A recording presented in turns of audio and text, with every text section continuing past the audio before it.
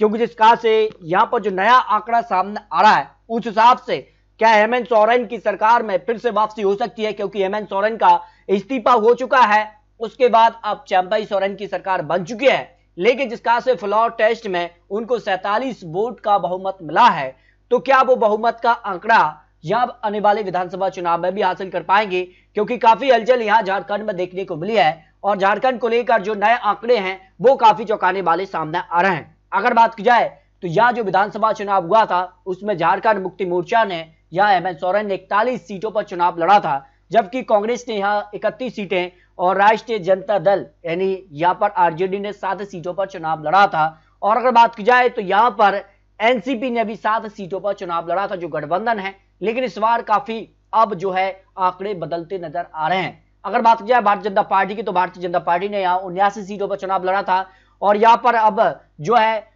यहाँ पर सीधे तौर पर झारखंड विकास मोर्चा यानी बाबूलाल मरांडी की पार्टी अब भारतीय जनता पार्टी में आ चुकी है, क्योंकि इस बार सीधे तौर पर भारतीय जनता पार्टी के साथ यहाँ पर एजेएसयू पार्टी यानी ऑल झारखंड यू स्टूडेंट या यूनियन जो पार्टी है वो भी यानी सुरेश महतो भारतीय जनता पार्टी से मिलकर चुनाव लड़ेंगे। तो क्या होगा आंकड़ा झारखंड को लेकर, जो नए आंकड़े बन सकते हैं झारखंड की अगर बात की जाए तो यहाँ विधानसभा चुनाव के नतीजे जो रहे थे उसमें झारखंड मुक्ति मोर्चा ने सबसे ज्यादा 30 सीटों पर जीत हासिल की थी, जबकि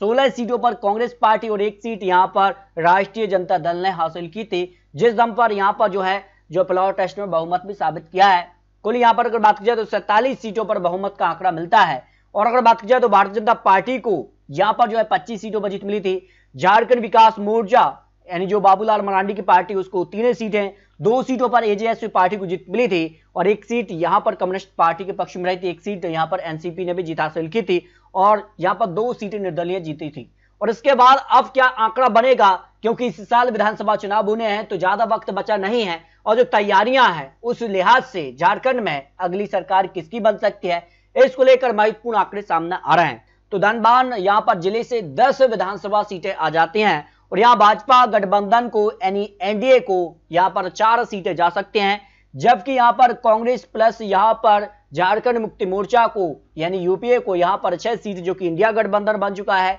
और अन्य के पक्ष में 0 सीटें जा सकती है। जबकि गिरिडीह की यहाँ 6 विधानसभा सीटों में से भाजपा प्लस की 3 सीटें और 3 सीटें यहाँ पर गठबंधन को जा रही हैं, यानी सीधे तौर पर कांटे की टक्कर यहाँ पर देखने को मिल सकती है, जो झारखंड को लेकर नए आंकड़े सामने आ रहे हैं। जबकि अगर बात किया है पूर्वी सिंहभूम की 6 विधानसभा सीटों के लिए भाजपा को 1 सीट जा सकती है, जबकि यूपीए प्लस गठबंधन के पक्ष में यानी सीधे तौर पर यहाँ पर जो है झारखंड मुक्ति मोर्चा के पक्ष में प्लस कांग्रेस के पक्ष में 5 विधानसभा सीटें, अन्य के पक्ष में यहाँ 0-0 सीट की संभावना दिखाई दे रही है। अगर बात की जाए बोकारो की 1 सीट पर भाजपा को यहाँ पर जीत मिल सकती है, जबकि यहाँ पर गठबंधन को 0-0 सीट की संभावना दिखाई दे रही है। यहाँ पर अगर बात की जाए पलामू की 5 विधानसभा सीटों के लिए तो भाजपा को यहाँ पर 2 सीटें मिल सकती हैं, यूपीए पक्ष के लिए यहाँ पर 3 सीटें जाने की संभावना यहाँ पर हो सकती है, क्योंकि यहाँ पर सीधे तौर पर जिसका से गठबंधन है और उसका फायदा यहाँ पर जो है जेएमएम को मिलता नजर आ रहा है।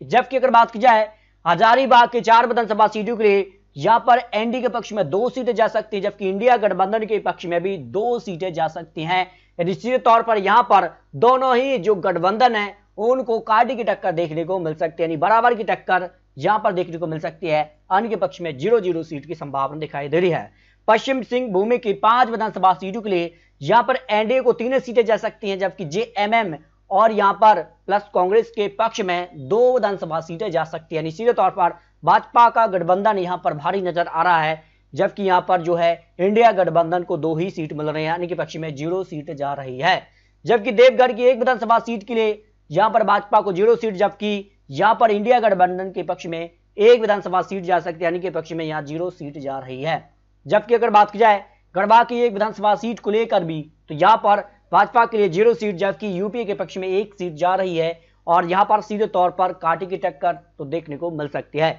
दुमका की 5 विधानसभा सीटों के लिए भाजपा के लिए 2 प्लस सीटें जा रही हैं, जबकि यूपीए के पक्ष में 3 विधानसभा सीटें जो कि जेएमएम कांग्रेस आरजेडी का गठबंधन है उसके पक्ष में 3 सीटें जा रही हैं, यानी कि पक्ष में 0 सीट की संभावना हो सकती है, जो महत्वपूर्ण आंकड़े झारखंड को लेकर सामने आ रहे हैं। अब तक 44 सीटों के आंकड़े में यहाँ पर जो है एनडीए को 18 सीट तो यूपीए पक्ष के लिए जो नया गठबंधन बना है इंडिया गठबंधन, उसको 25 से 26 सीट का अनुमान दिखाई दे रहा है। जबकि अगर बात की जाए गोड्डा की एक विधानसभा सीट के लिए, तो इस सीट पर सीधे तौर पर भारतीय जनता पार्टी का पलड़ा यहां पर भारी नजर आ रहा है, जबकि कांग्रेस के पक्ष में 0 सीट जा रही है। यहां पर बात की जाए साहिबगंज के एक विधानसभा सीट पर भी भाजपा को जीत की संभावना दिखाई दे रही है। यहां पर इंडिया गठबंधन आने के पक्ष में 0-0 सीट की संभावना यहां दिखाई दे रही है। यहां पर बात की जाए तो यहां सरायकेला की 4 विधानसभा सीटों के लिए सीधे तौर पर भाजपा को 2 सीटें जा सकती हैं। 2 सीटों पर इंडिया गठबंधन यूपी के पक्ष में जा रहे हैं, यानी सीधे तौर पर यहां पर कांटे की टक्कर देखने को मिल सकती है। आने के पक्ष में 0 सीट की संभावना दिखाई दे रही है। चतरा की एक विधानसभा सीट पर भारतीय जनता पार्टी को यहां पर जीत की संभावना दिखाई दे रही है और यूपीए आने के पक्ष में 0 सीट की संभावना हो सकती है। यहां पर बात की जाए गुमला की एक विधानसभा सीट पर भी भारतीय जनता पार्टी यहां पर कमल खिला रही है, यानी कि पक्ष में 0 सीट, यूपीए के पक्ष में भी 0 सीट जा सकती है। अब तक जो है 52 सीटों के आंकड़ों में भारतीय जनता पार्टी को करीब 24 सीटें, तो यूपीए के पक्ष में यहां पर 28 सीटों पर जीत की संभावना यहां पर दिखाई दे रही है। रामगढ़ की 2 विधानसभा सीटों के लिए दोनों सीटों पर भारतीय जनता पार्टी को जीत की संभावना दिखाई दे रही है। यूपी के पक्ष में आने के पक्ष में 0-0 सीट की संभावना है, सीधे तौर पर जो है कांटे की टक्कर यहां पर जो है आंकड़े दिखाई दे रहे हैं। अब तक 54 सीटों में भाजपा को 26 सीट, तो यूपी को 28 सीट की संभावना यहां पर दिखाई दे रही है। जबकि अगर बात की जाए पाकुड़ की 2 विधानसभा सीटों में यूपी के दोनों सीटों पर जीत की संभावना दिखाई दे रही है। भाजपा के पक्ष में 0 सीट दिखाई दे रही है, जो आंकड़े सामने आ रहे हैं। लातेहार की एक विधानसभा सीट पर भी भाजपा को 0 सीट, जबकि यूपीए को यहां पर जीत की संभावना हो सकती है। के पक्ष में 0 सीट की संभावना दिखाई दे रही है। कोडरमा की 3 विधानसभा सीटों की बात की जाए तो भाजपा को 0 सीट, जबकि यूपीए के पक्ष में इंडिया गठबंधन को तीनों सीटों पर जीत की संभावना दिखाई दे रही है, यानी कि पक्ष में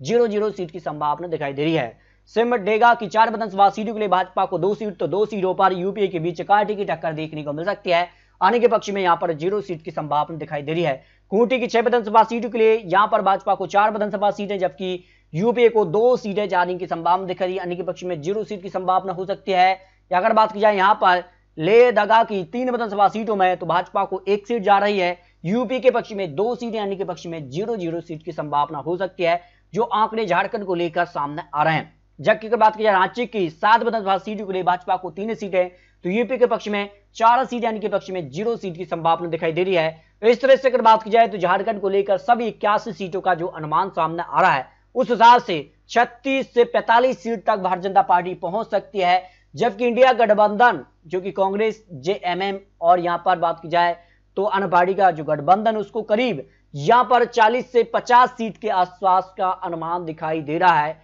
जो आंकड़े यहां पर निकलकर सामने आ रहे हैं। तो झारखंड को लेकर फिलहाल अगर बात की जाए तो यहां पर गठबंधन का ही पलड़ा भारी नजर आ रहा है, क्योंकि जिस कारण से हेमंत सोरेन के बाद अब चंपई सोरेन ने यहां पर सत्ता संभाली है और फ्लोर टेस्ट में भी बहुमत साबित करने में सफल रहे थे, उसका फायदा भी आने वाले विधानसभा चुनाव में मिल सकता है।